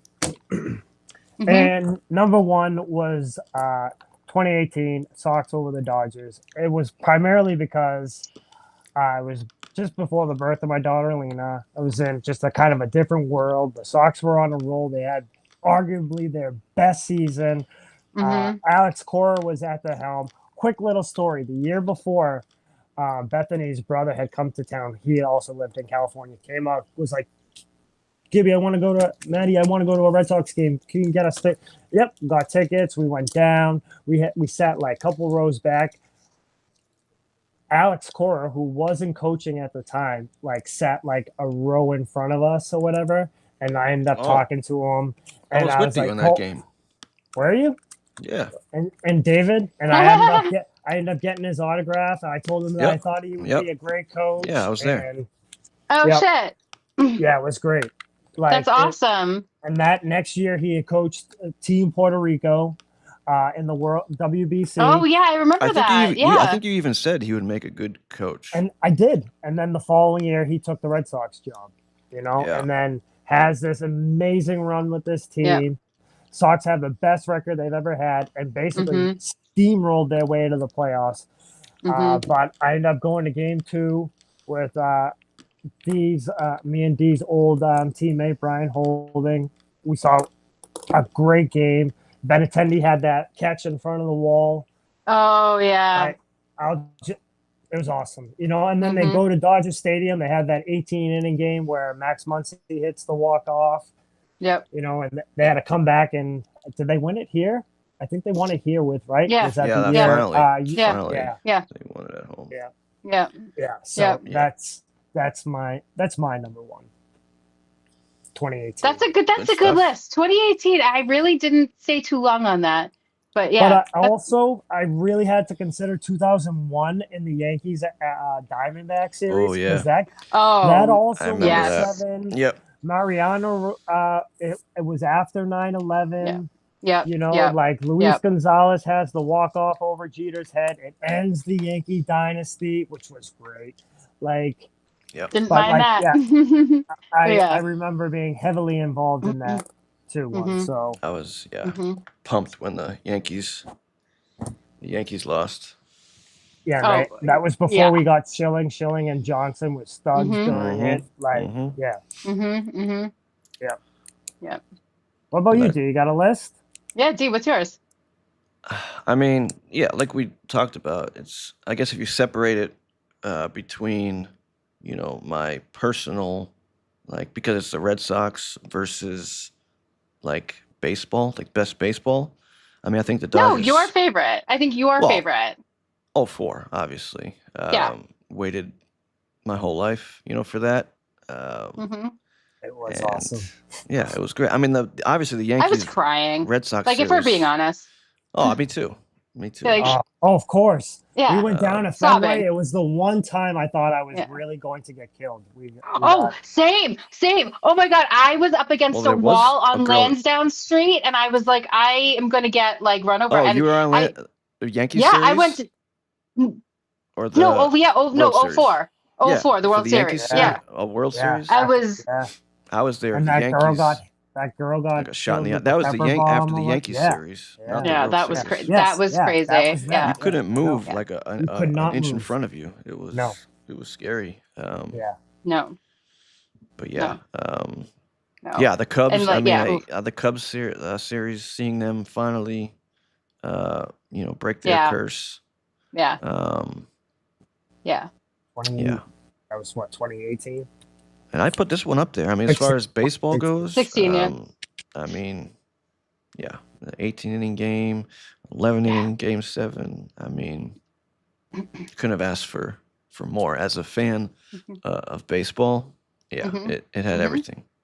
Mm-hmm. It had a little bit of I mean, everything. and can we talk about the umpires now? Like, can we talk Yeah, about that? so that was our rundown. Hopefully you guys. We should. We should, right? I mean, get to them at some point. We Yeah. can nerd out on baseball, but I do Because- think that there was some. Yeah. So we have all the scorecards from the different games. What Will Little, Mhm. game 1, decent. Decent. Yes, I mean, he was solid, but yeah, nothing special. I do remember a lot of high strikes that first game. Yeah. I want to say also game 5. Mm-hmm. But just to be assigned to any of these games, I was reading Oh. it's like the highest honor you can Yeah. get. Yep. In the major league. Yeah. Yeah. So. Yeah. Then we have game 2, Adrian Johnson, Meh. 93. Yeah. I mean, it was Alan Porter for me, who oh my God, I think he's amazing. Oh, that. Yes. And if he's the guy I'm thinking of, he was at first base for one of the games, right? And he had a few calls, and that went to replay, and I think he got them all right. I mean, yeah, he's a stud. Yeah. I wouldn't be. Yeah. He's fantastic. I think I know what game you were talking about. Yeah. Yeah. And he was like, okay. He's like, all right. Yeah, they reviewed Go like look at 3 them. of his plays, and he Yeah. got all of them. And he right. was like, yeah, he was like, okay. And they were He was very, so cool very about close it. plays too. So close. Yeah. Mark Yeah, another just Wegner. okay. Yeah, I mean, I mean, not super impressive, but see, that looks like a lot more missed calls than the last one, but his percentage, I gotta be because honest. if you look at the bottom, so if Yeah. you look at like his called strikes was 94%, right? Mm-hmm. That was where he got screwed.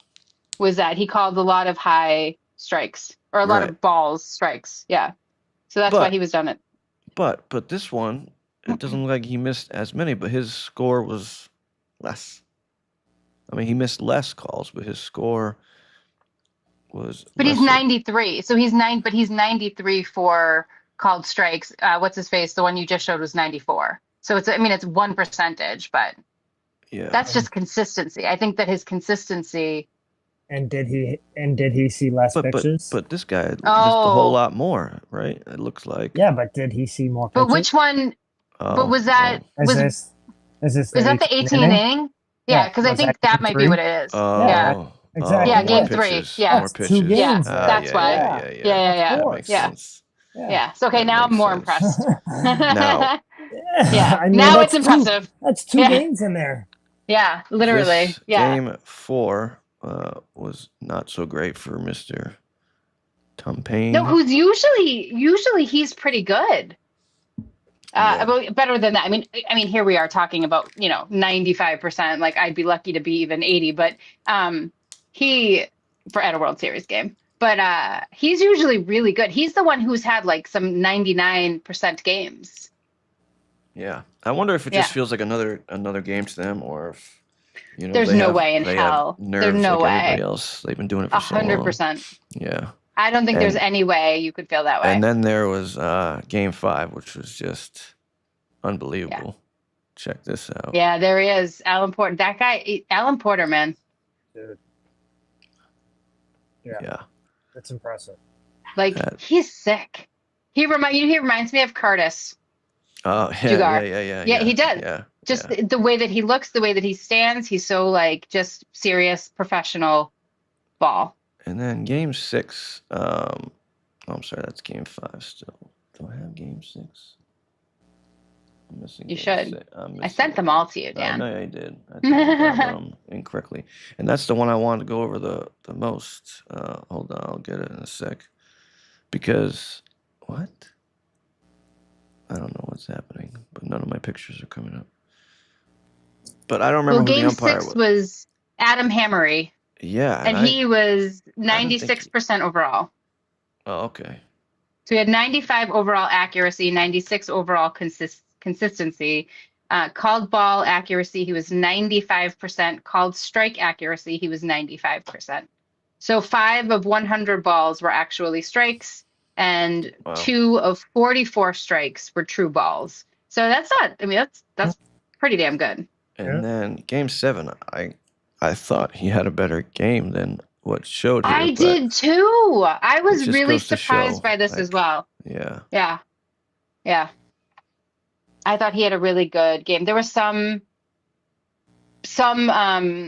calls that Oops. were super obvious on like some of the other umpires where like it was obvious it was a missed call. I think Jordan's were all look at how close they are. Yeah, it's So I like, think that's why that was a harder game for anybody to just have a good opinion about because those, I mean, that is so close. yeah. Like that's so close. This is game 7. It's 11 Yeah. innings.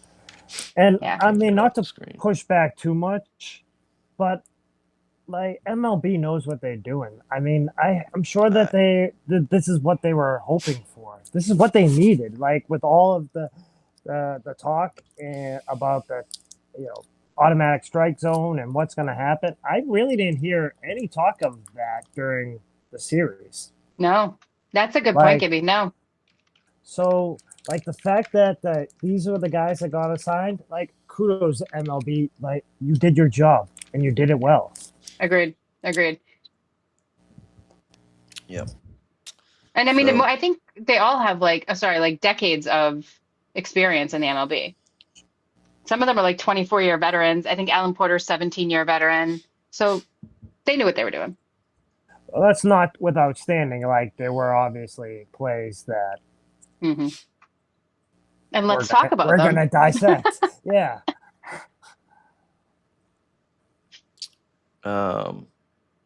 Yeah, did you guys want to talk about what was that? The Start with ball that key, got right? lodged in the Yeah. The outfield? lodged ball. Yeah, Lodged let's ball. do it. There's been a ton of videos that have surfaced. And here's another. It reminded me of the Deflategate when all those videos started Oh my coming out God. of PSI and Yeah. all these things. And all of a sudden, everybody was an expert. Yeah, I gotta display it a different way. Give me a sec.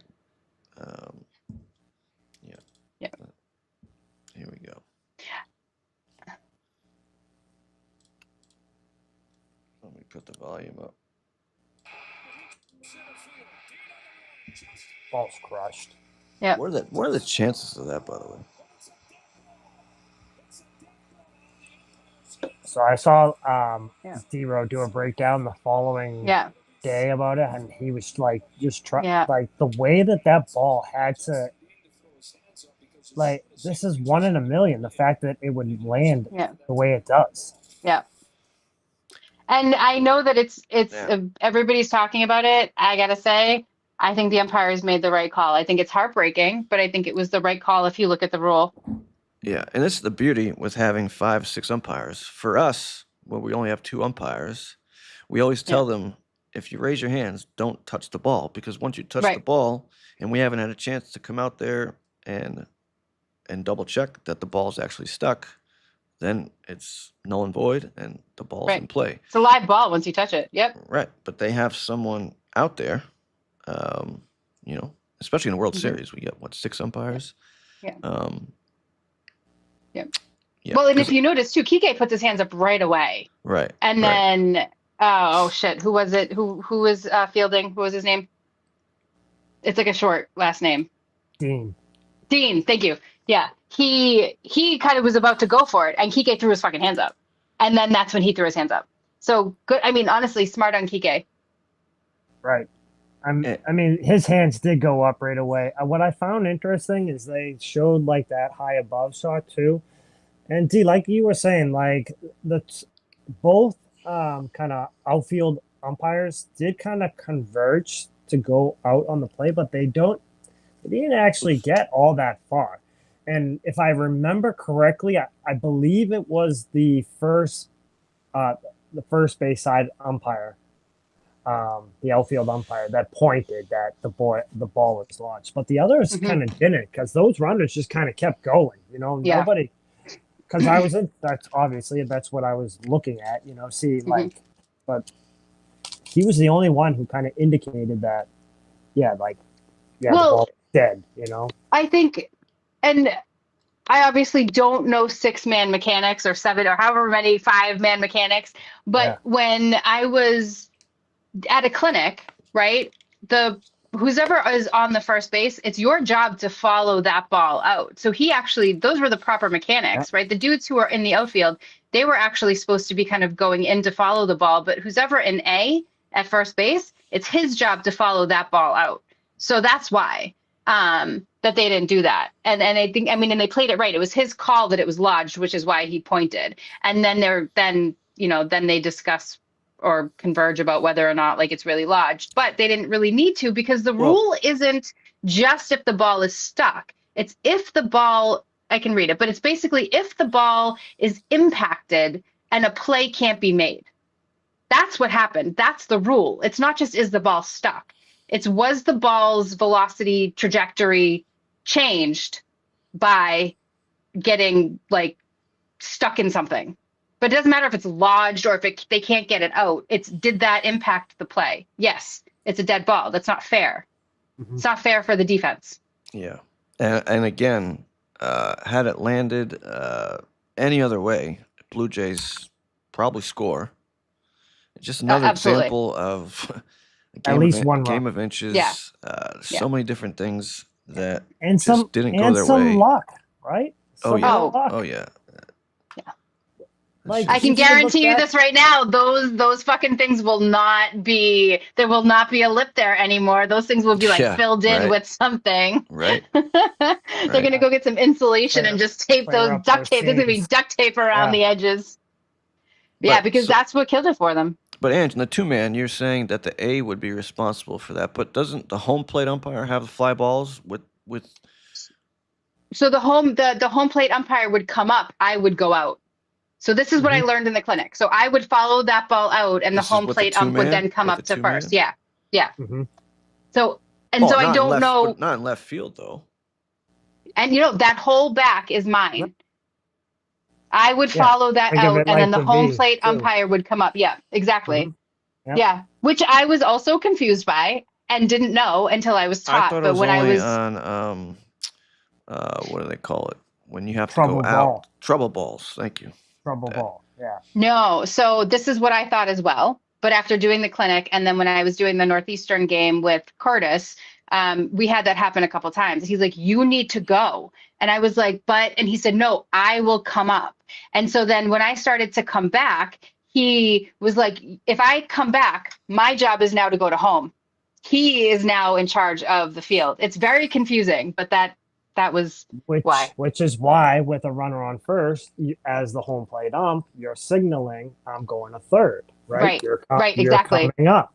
Well, if there's someone on first, yes. Right. There was a guy on first. Even with this play too, though. Like I know you're talking about in general, but because here's the thing, because who's ever in the middle, he's now watching second base. And the home plate ump should go to first, and then the ump who's on first now needs to go out into the field for the ball. With nobody on base, just in general, home plate umpire typically has fly balls in a two-man. And I bet part of your responsibility is to still see if like a catch is made or not, because you're still going to have that angle where you should have a good view, right? It might be a troubled ball, right? But you still have probably one of the better angles to see if at least a catch is made. Yeah. A proper catch. Yeah. Right. No, so you should be going out. But yes, yeah. You should. Well, yeah, you always run out. Yeah, you always run out. Yeah. Well, I mean, I'm thinking like as the bases ump, you should be going out to follow that, because something like that could happen. Runner. No, that the home plate ump comes up. Home plate umpire is going to pick him up. It is on a trouble ball. No, on any ball. So it's like you go. I know. We can have Curtis on again, or Bill, or somebody who can do this, but this is what Curtis had taught me, because I was so confused. Specifically like a fly ball? I'm like talking about any... Like a routine play? No. Oh, like a routine play. No, you can just turn around. A line drive, I thought A comes in and you're following the runner. And no, if a ball goes out and... Go ahead. Home plate umpire only comes up when there's a troubled ball. If you have to go out to right from A to see if it's fair or foul, that's when the home plate umpire comes up to second. It will come up, yes. On a troubled ball. Yes, for sure, every time for that. But also, if there's something out that's going far and you need to run out to make sure somebody's catching it, right? Yeah. You go as A, you go out. Right, correct. So what I'm saying is when that... Yeah, but you're talking as a home plate ump. Yes. Yeah. I see what you're saying. We've never done that. You always look at the home plate umpire as a catch. I'm running out to see if the ball's caught. Gib is an A, checking the runner, making sure following the runner. Okay, I think we need to follow this up with somebody else, because is that not what we've done? We've worked a lot of games together, Gib. I mean, that's pretty much what we've done. Yeah. So I'm not disagreeing. I think Ainge is just saying that. Yeah, like. I just learned a different way. So I agree with you that yes, when I learned how to, before I did that thing with Curtis at Northeastern and the clinic, I was doing exactly the same thing that you guys are talking about. Right? That's exactly how I learned in a 2-minute. Yeah. Yes, 100%. And that's also and I was doing that. And then when I was doing the scrimmage with Curtis, he's like, you need to go out. What are you doing? I'll come up. And then when I went out to follow a ball, right? Because that's what he told me to do. And then when I started coming back in, he's like, go back out there. What are you doing? He had it. And then we rotated, and he's like, now you come home. That's a trouble ball. Dude. Yeah, that's what I thought. From a routine ball, right? That's a routine ball. You are going, yes. Like that. Then you need to make sure, because say the ball is smashed, right? It's going to be off the wall. The home plate umpire, it's not going to get to hopefully. Yeah, but either is A. Well, you're going to have a better shot than the home plate ump to at least get out to where you need to hopefully make the right call. And I think that's where the priority check is it changes, right? So if that play happens where it's crushed or something, I'd love to. If A doesn't go out, home plate has a catch, no catch. A goes out for line or trouble ball. Yeah. Yeah. Mm-hmm.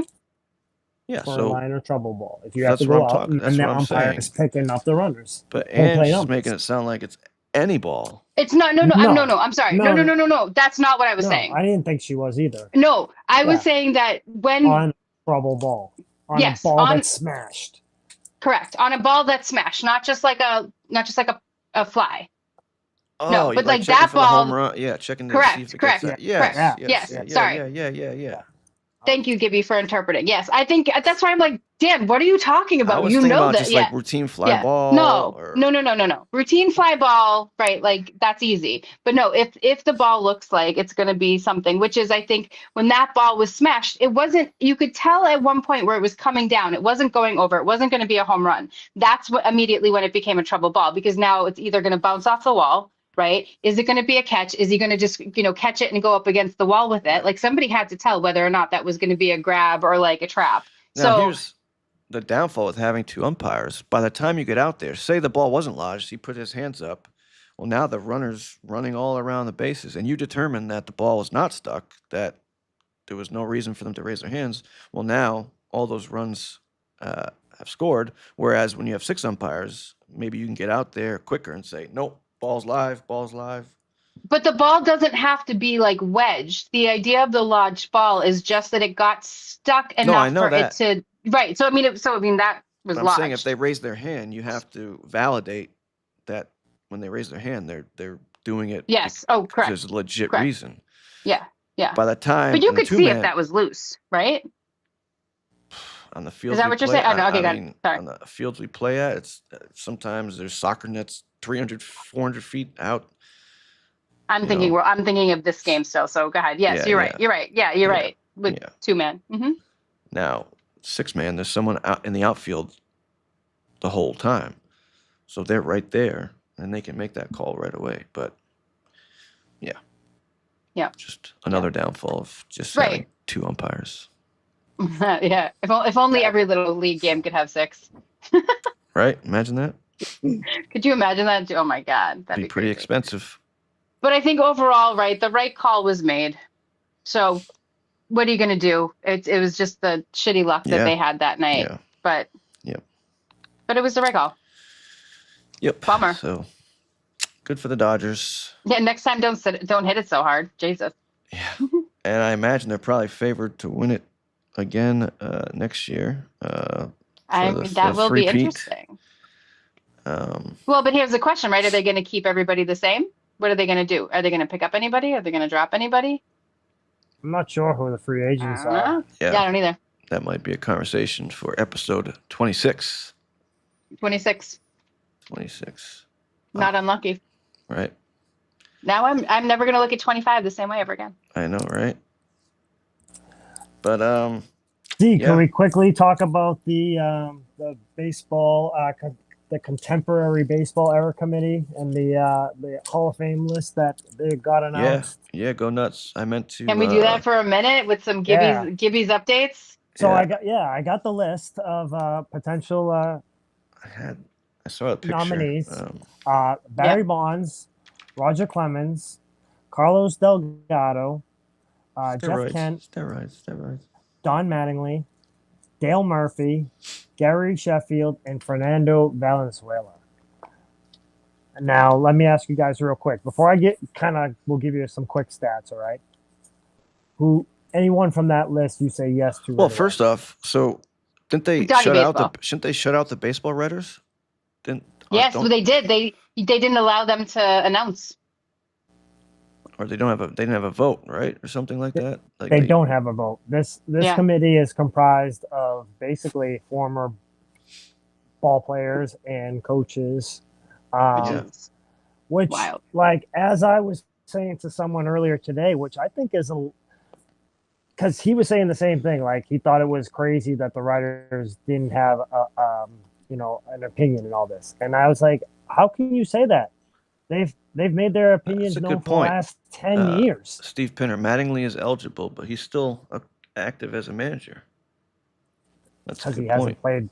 he hasn't played ball in over. Even whatever, if you're 5 active years. as a manager, it doesn't matter. I guess. I don't I don't believe it Hmm. matters if you're active. If you're not Yeah. in the Hall of Fame as a manager, I guess not. right? Yeah, Or if you're not because- getting voted in as a manager, it doesn't Yeah. matter. Yeah. Because they elect and put in a lot of like the baseball announcers, and they haven't retired Mhm. too. So like Yeah. Castiglione got in or whatever, Mhm, you know. mhm, But mhm, mhm.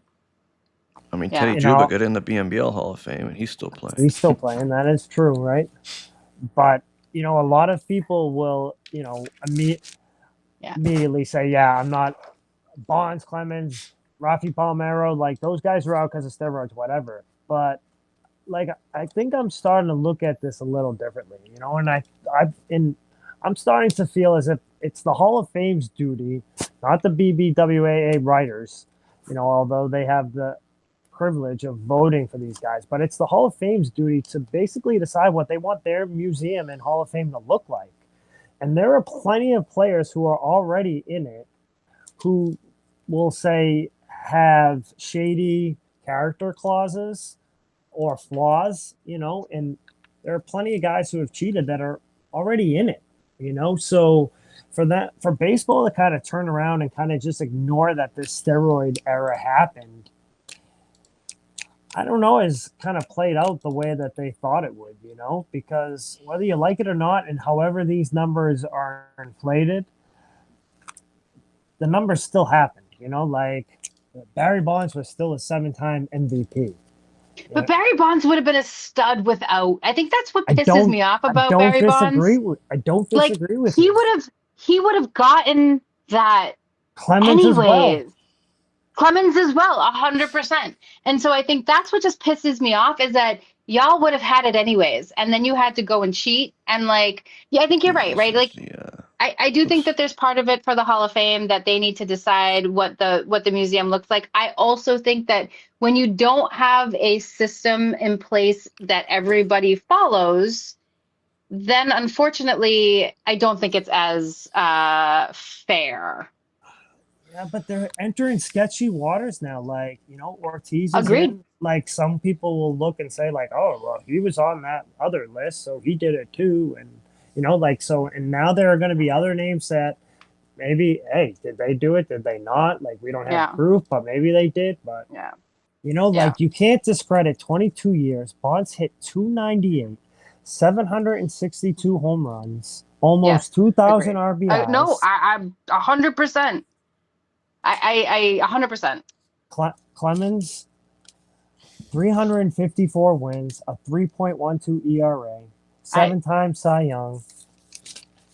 Yeah. But all right, now how about some of the other names? Delgado, 280 hitter, had 473 home runs. Mm-hmm. Yay or nay? Yay or nay? Jeff Kent, 290, 377 home runs, had 2,461 hits. Okay. Don Mattingly, 307. 100%. 222 home runs. Almost 1,100 RBIs, 1,100 hits. No ring. I know that he's a Yankee, but no question for me, does Don Mattingly deserve to be on the ballot? Dale Murphy, 265, 400 home runs almost. Yeah, 398. 2,000 hits. A lot of people say he was the heart and glue of that whole Phillies team. I mean, Braves team too. Mm-hmm. Gary Sheffield, 292, 509 home runs. Is he in? Where's Steve Buckley home when runs? you need him? And Fernando Valenzuela, he had one of the greatest rookie seasons that there ever was to begin with. 173 wins, 354 ERA. Man. I mean, yeah. Some hard decisions. These people that, talk about steroids and they shouldn't be in because of steroids. I'd like to see them take steroids and then go see if they can hit a baseball. I mean, that's the thing.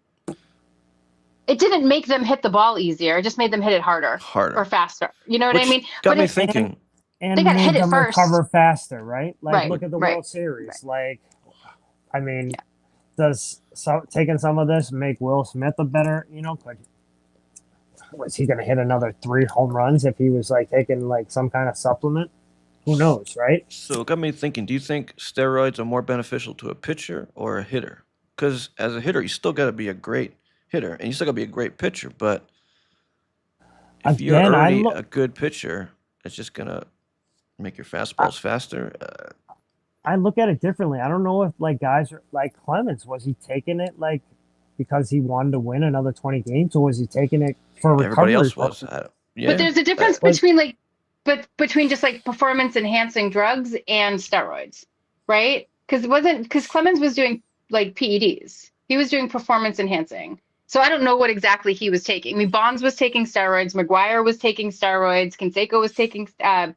Canseco was taking steroids, right? Like they were taking steroids as hitters to hit the ball harder with more muscle. If a pitcher is taking steroids, he's going to fuck up his arm so badly. Like your muscles are so Well, fragile when you take steroids. So I think that like pitchers are using PEDs. I just don't know which. I think regardless, I mean, I think those guys now are dealing with whatever effects that they're dealing with 1,000%. for whatever yeah, they've been. yeah. Yeah. Yeah. There's no doubts. I mean, No. I mean, and we've you're seen right. it in our league. We've seen people in our league who we know have taken steroids and now their bodies don't work. Right? Like truth of the matter is you can only cheat consequences for so long. And I think that's why it's so unfortunate with people like Bonds and Clemens, like, and even Mark McGuire, like, who was not, the home run king, but he was a decent hitter. He was a decent player. Maybe he's somebody who maybe wouldn't have gotten to the Hall of Fame otherwise, but then now his whole career is tarnished. Yeah. Like, Yeah. that just sucks. I'm just glad Gibb finally got off the roids. It's about time, Gibby. Yeah. It's Yeah. it sucks too that MLB kind of celebrated when it was convenient for them, and now they've looked the way they've looked too when they certainly weren't the only ones. right. It's Yeah. tough. Right. You're right. I mean, how A-Rod and how some of these guys chose to kind of deal with whatever situations kind of came up out of it. Yeah. You're gonna have to deal with that. Like that was on you. You were Yeah. a jerk. Yeah. Same with Pete Rose. You were a Mm. jerk for so long. And then when we gave you a chance to kind of come out of it, you were still a jerk. Yeah, he also had sex with a 14-year-old, but we don't need to get into that.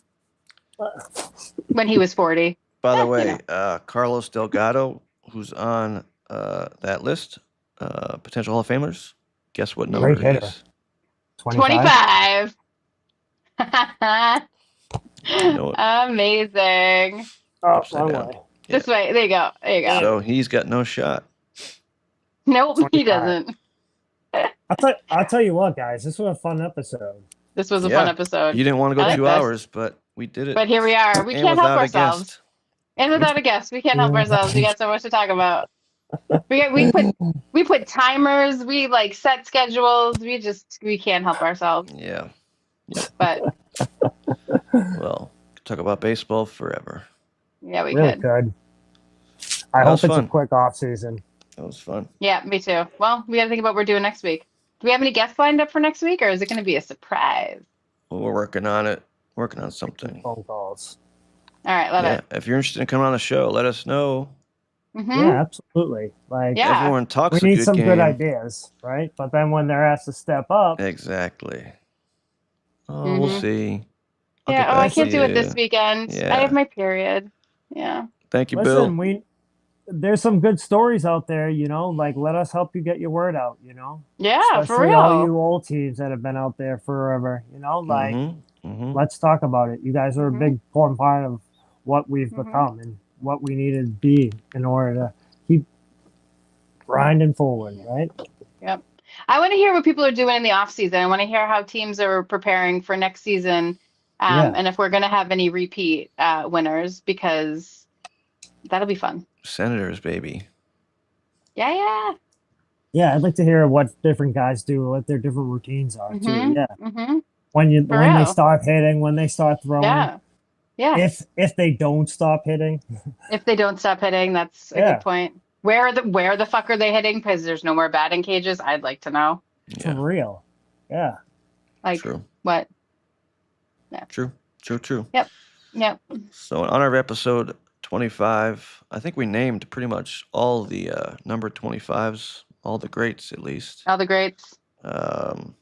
Barry Bonds, Jim Thome, Andrew Mhm. Jones. He Uncle wore Bob. 25 with the Dodgers. Wow. Do you know how many gold gloves Andrew Jones has? Good question. I'm gonna say 5? 10. 10. 10 is 10. correct. Yeah, Wow. I I thought I That's was. a big I five. thought I was light. 10 Dude, is those Atlanta correct. Braves teams of the early '90s. Oh, with yeah. Glavine, and Yep. they Oh. all have a bunch. Yeah. Yeah, Yep. all of them. Kevin McGlinchey. Yep. Tommy John, Carlos Delgado, Tony Oliva, and Jim Bunning. Hall of Fame. All Hall of Famers. Oh, wait. So I guess there are guys. So there are. Yeah, no, So there are ChatGPT didn't guys. understand my first question, but yeah. Stop using ChatGPT. I know. ChatGPT.